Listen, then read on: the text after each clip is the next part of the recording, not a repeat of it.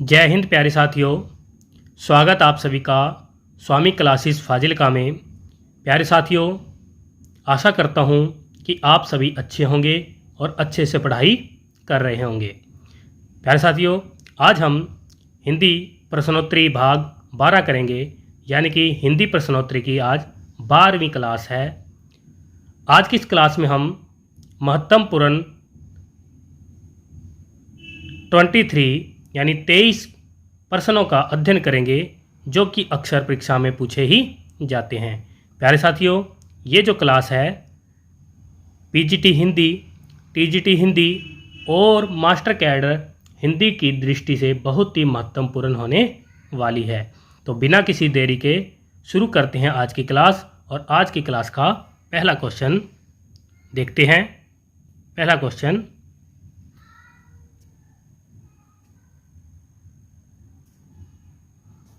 Question देखेंगे। पहला question में क्या पूछा जा रहा है? ज्ञान समुंदर और सुंदर विलास के रचनाकार कौन हैं? बहुत ही महत्वपूर्ण क्वेश्चन है और अक्सर परीक्षा में पूछा ही जाता है। ज्ञान समुंदर और सुंदर विलास के रचनाकार कौन है? 4 विकल्प दिए गए हैं। ए विकल्प में है दादू दयाल, बी विकल्प में है सुंदरदास, सी विकल्प में है जगजीवन दास और डी विकल्प में है नरोत्तम दास। सभी विद्यार्थी उत्तर देंगे। 1 नंबर क्वेश्चन का क्या उत्तर सही होना चाहिए? बिल्कुल सही है। ज़्यादातर विद्यार्थियों का उत्तर बिल्कुल सही जा रहा है। 1 नंबर क्वेश्चन का उत्तर जो विद्यार्थी बी चुन रहे हैं वो बिल्कुल सही है, यानी कि ये दोनों रचनाएं सुंदरदास जी की हैं। और सुंदरदास जी के बारे में मैं आपको बता देता हूँ कि सुंदरदास जी दादू दयाल के शिष्य माने जाते हैं। और सुंदरदास जी संत कवियों में सबसे ज़्यादा पढ़े लिखे कवि माने जाते हैं। सुंदरदास जी श्रृंगार रस के विरोधी कवि भी माने जाते हैं। दादू दयाल जी के बारे में मैं आपको बता देता हूँ। दादू दयाल जी ने दादू पंथ संप्रदाय की स्थापना की थी।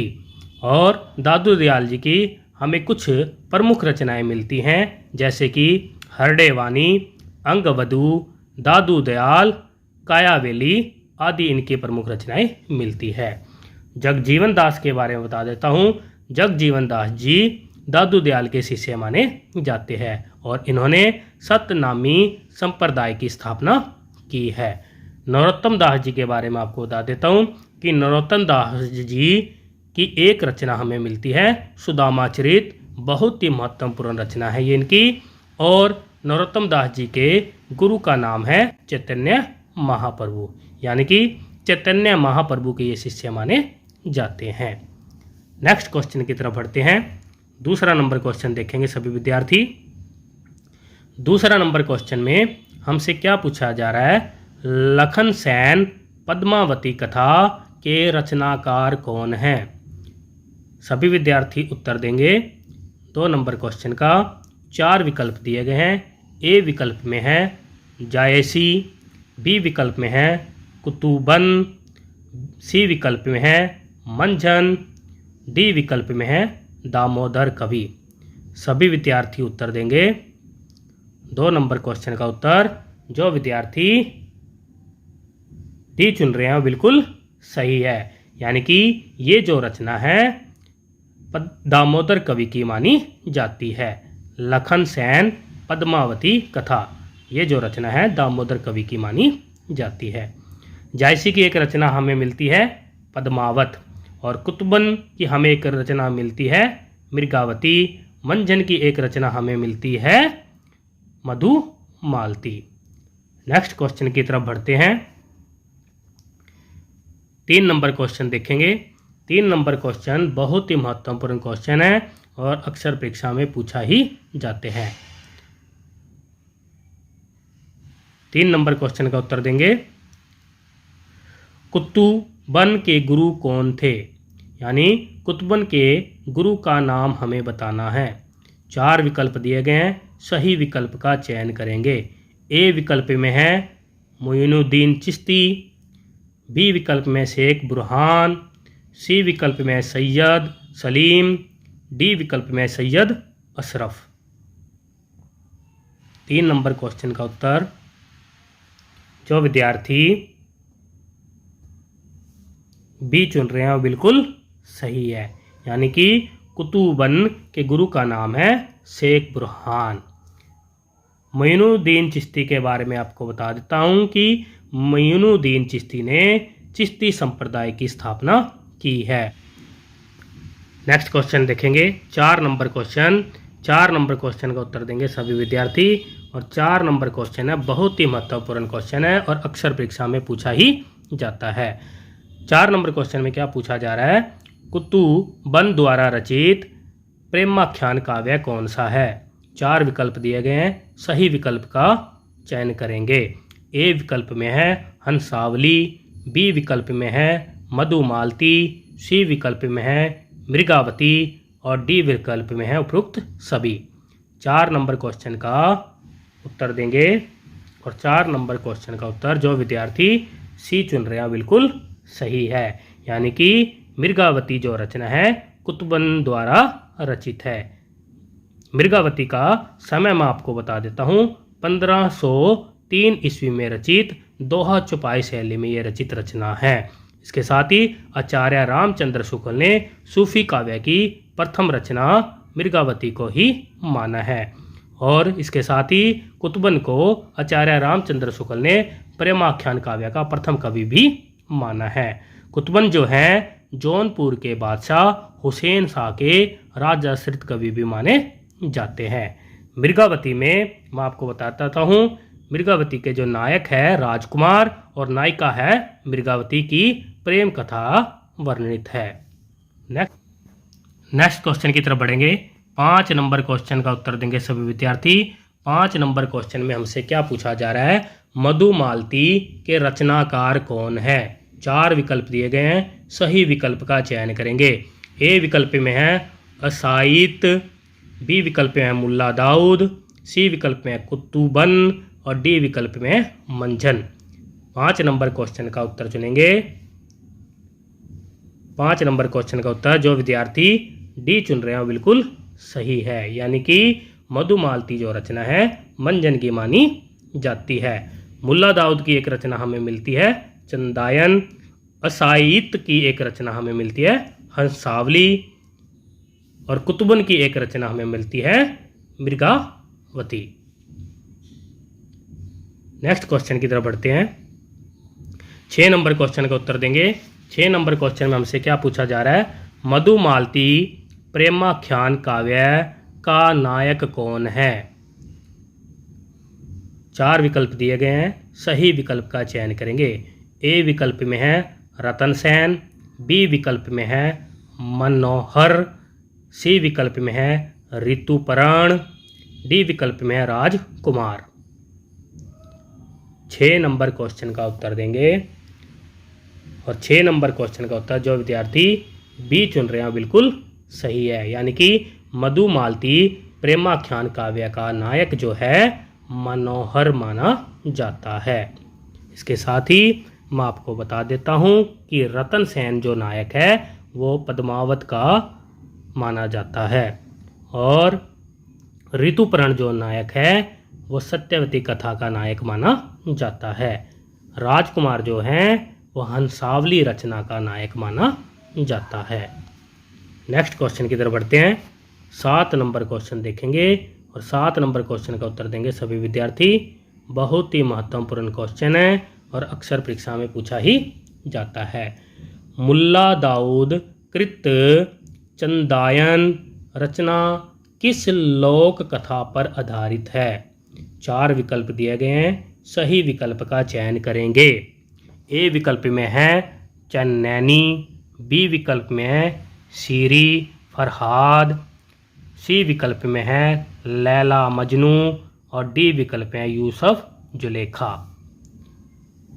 7 नंबर क्वेश्चन का उत्तर जो विद्यार्थी ए चुन रहे हैं बिल्कुल सही है, यानी कि चन्नैनी कथा से ली गई है।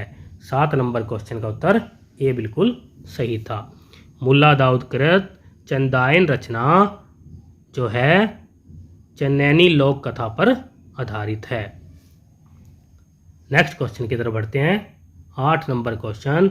8 नंबर क्वेश्चन का उत्तर देंगे और 8 नंबर क्वेश्चन में क्या पूछा जा रहा है, चंदायन रचना में अलौकिक सत्ता का प्रतीक कौन है।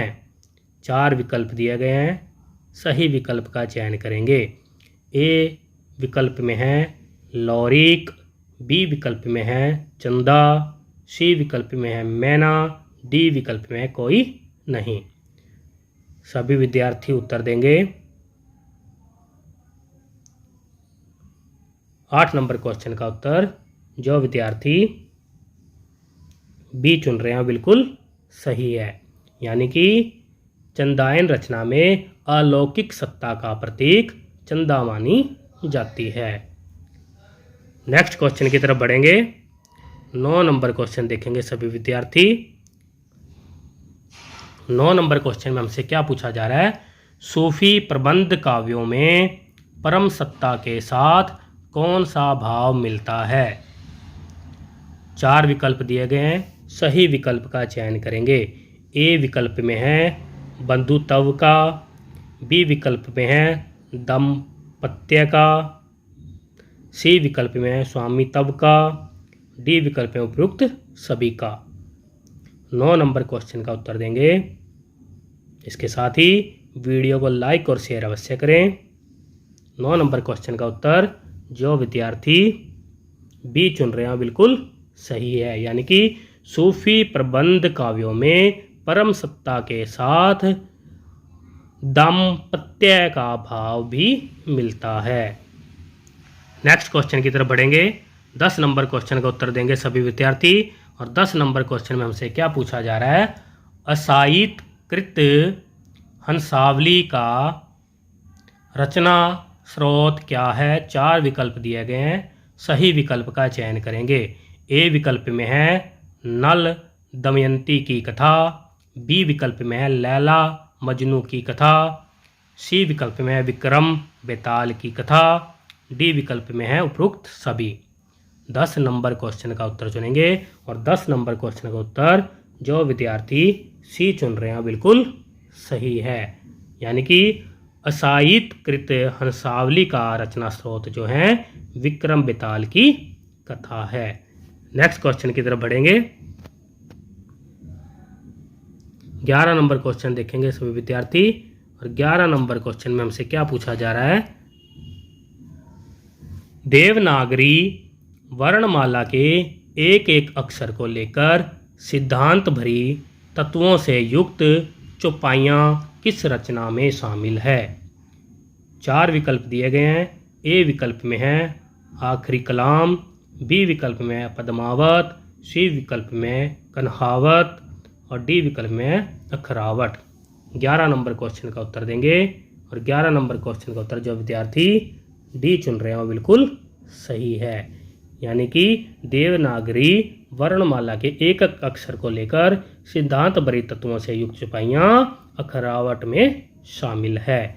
ये चारों की चारों रचनाएं यानी कि आखिरी कलाम, पद्मावत, कन्हावत और अखरावट जो रचनाएं हैं मलिक मोहम्मद जायसी की मानी जाती है।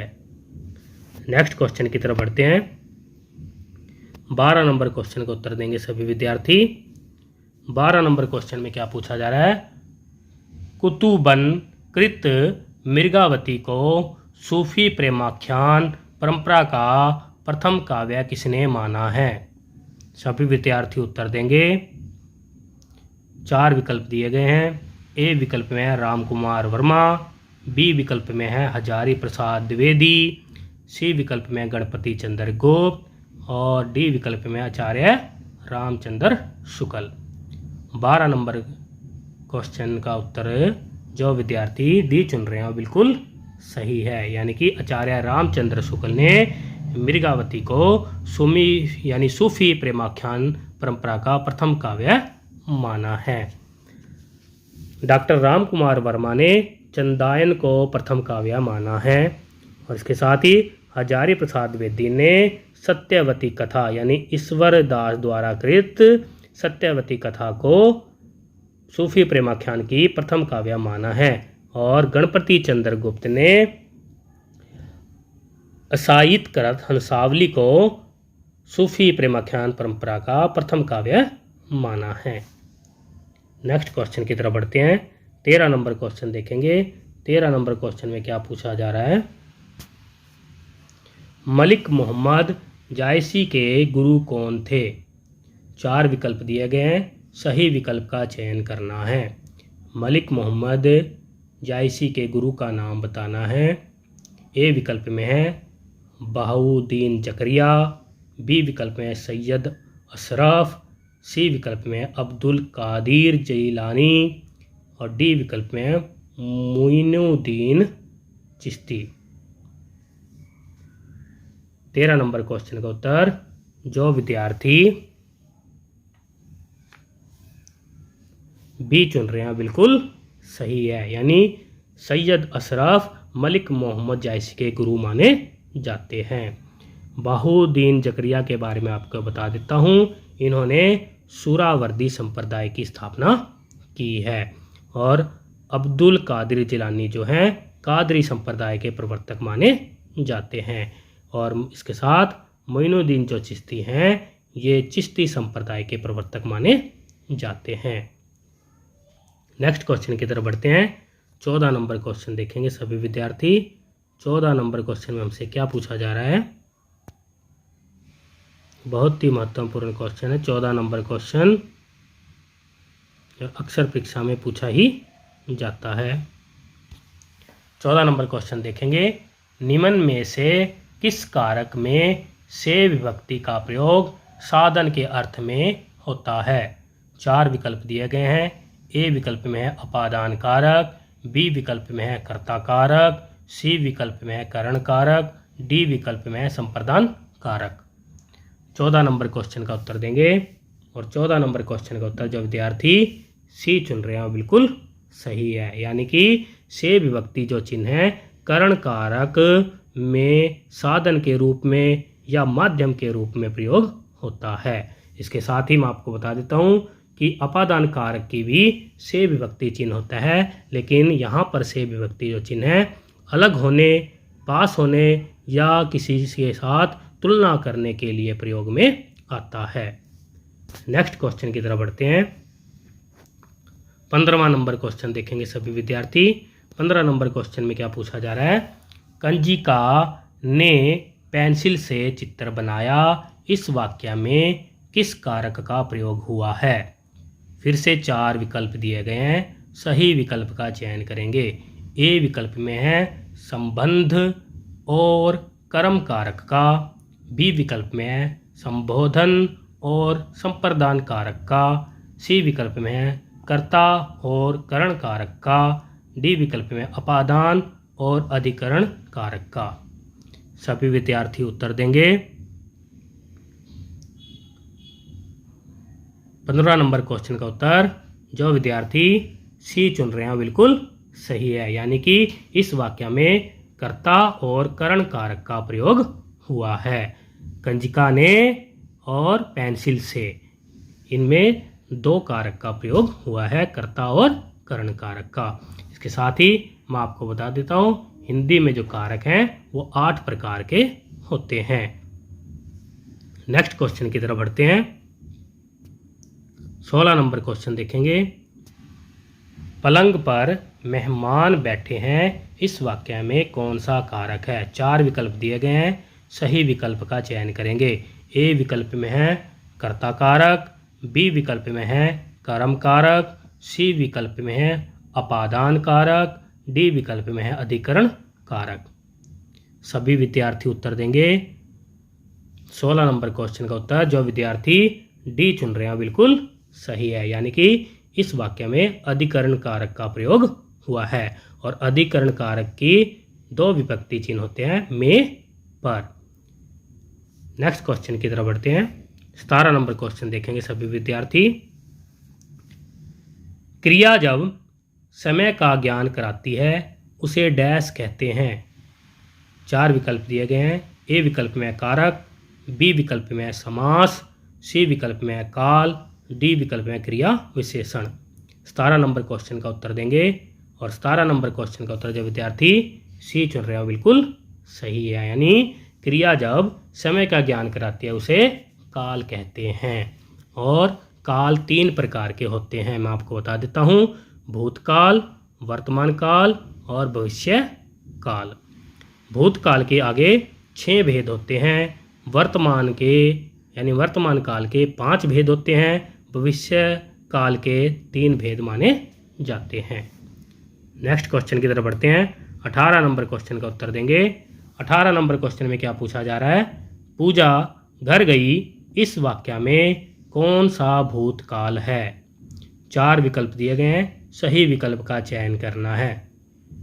संदिग्ध भूतकाल, बी में है अपूर्ण भूतकाल, सी में है सामान्य भूतकाल, डी में है पूर्ण भूतकाल। सभी विद्यार्थी उत्तर देंगे।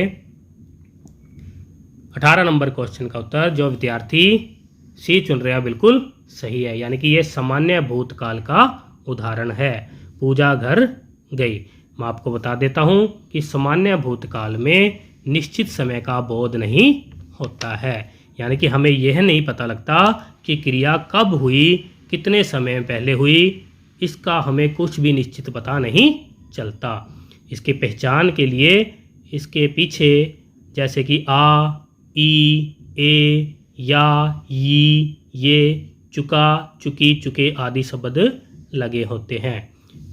साथ में मैं आपको बता देता हूँ भूतकाल के 6 भेद मिलते हैं। कौन कौन से? 4 आपके सामने रखे हैं, यानी 4 जो लिखे हुए हैं ये हैं संदिग्ध भूतकाल, अपूर्ण भूतकाल, सामान्य भूतकाल और पूर्ण भूतकाल। 5वें नंबर पर आता है आसन भूतकाल और 6वें नंबर पर है हेतुमंद भूतकाल।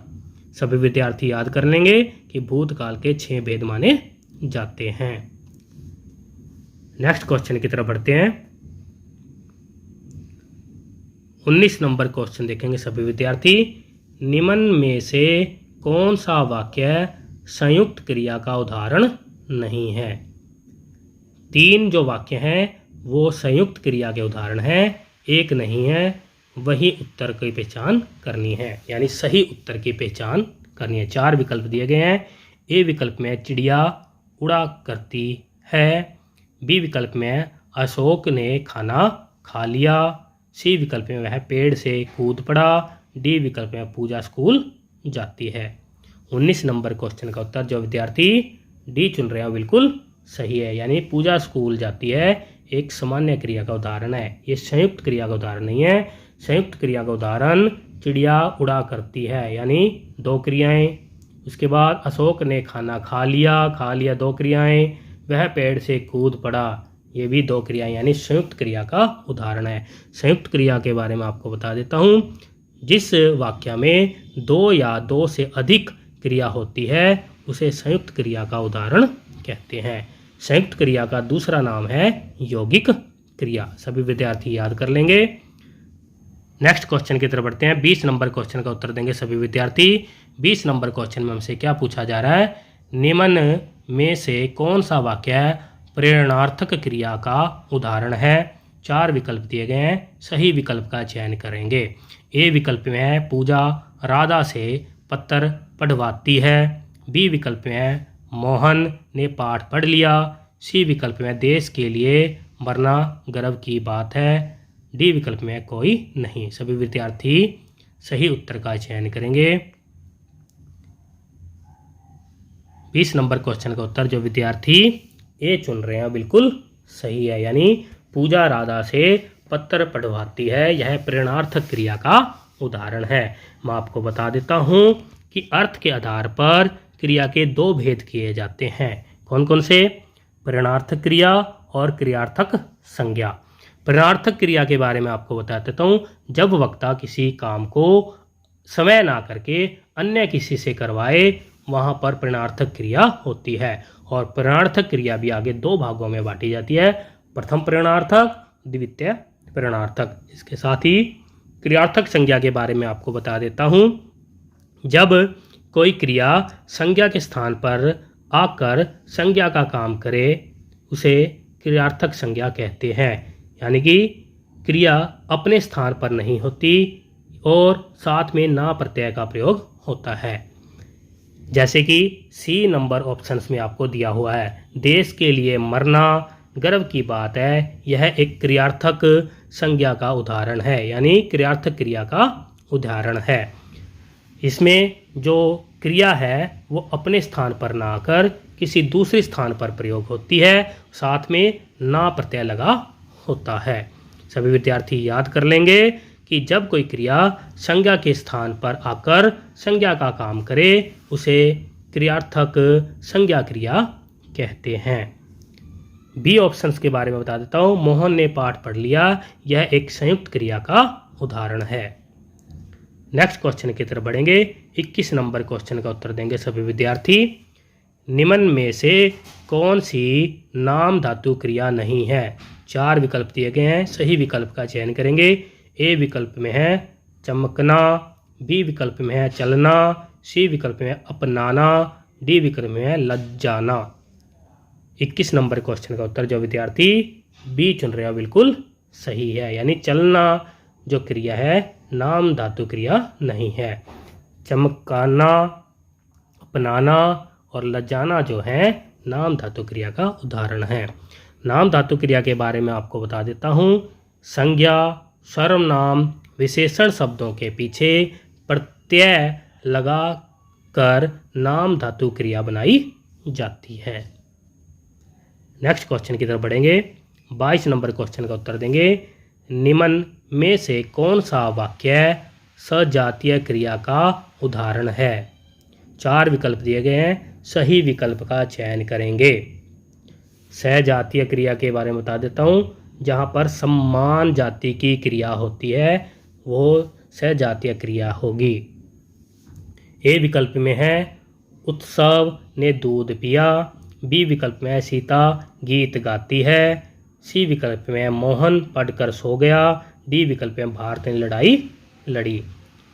22 नंबर क्वेश्चन का उत्तर देंगे और 22 नंबर क्वेश्चन का उत्तर जो विद्यार्थी डी चुन रहे हैं बिल्कुल सही है, यानी भारत ने लड़ाई लड़ी। यह एक सजातीय क्रिया का उदाहरण है। इसमें समान जाति की 2 क्रियाएं होती है। सी नंबर पर देखो, मोहन पढ़कर सो गया, यह एक पूर्वकालिक क्रिया का उदाहरण है, यानी कि मोहन ने पहले पढ़ा फिर उसके बाद सो गया। इसमें पहला काम करने के बाद दूसरा काम किया जाता है, यानी कि मोहन ने पहले पढ़ा और उसके बाद सो गया। इसमें जो होती है पूर्वकालिक क्रिया की पहचान है कि यहाँ पर पहली जो क्रिया है उसके साथ कर शब्द अवश्य लगा होगा। नेक्स्ट क्वेश्चन की तरफ बढ़ते हैं। 23 नंबर क्वेश्चन देखेंगे सभी विद्यार्थी और आज की क्लास का अंतिम महत्वपूर्ण क्वेश्चन जो कि अक्सर परीक्षा में पूछा ही जाता है। 23 नंबर क्वेश्चन में हमसे क्या पूछा जा रहा है? द्विकर्मक क्रिया में कौन सा कर्म मुख्य होता है? सभी विद्यार्थी उत्तर देंगे। 4 विकल्प दिए गए हैं, सही विकल्प का चयन करेंगे। ए विकल्प में है प्राणीवाचक, बी विकल्प में अप्राणीवाचक, सी विकल्प में दोनों कर्म या फिर डी विकल्प में कोई नहीं। 23 नंबर क्वेश्चन का उत्तर जो विद्यार्थी बी चुन रहे हैं बिल्कुल सही है, यानी कि द्विकर्मक क्रिया में जो है अप्राणीवाचक जो क्रिया होती है वह मुख्य क्रिया होती है और प्राणीवाचक जो क्रिया होती है वह गौण क्रिया होती है। इसके साथ मैं कुछ और बातें भी आपको बता देता हूँ कि जो मुख्य क्रिया होती है वह विभक्ति रहित होती है और जो गौण क्रिया होती है वो विभक्ति सहित होती है। सभी विद्यार्थी याद कर लेंगे। प्यारे साथियों, ये थे आज के हमारे बेहतरीन 23 क्वेश्चन जो कि अक्सर परीक्षा में पूछे ही जाते हैं। प्यारे साथियों, आशा करता हूँ कि आज की क्लास में आपको अवश्य कुछ ना कुछ सीखने को मिला होगा। वीडियो को लाइक और शेयर अवश्य करें। अगर आप हमारे YouTube चैनल पर नए हो तो चैनल को सब्सक्राइब अवश्य कर लें और बेल आइकन को अवश्य दबाएं ताकि आप तक नई क्लास का नोटिफिकेशन सबसे पहले मिल सके। प्यारे साथियों, मिलते हैं अगली क्लास में, तब तक के लिए जय हिंद।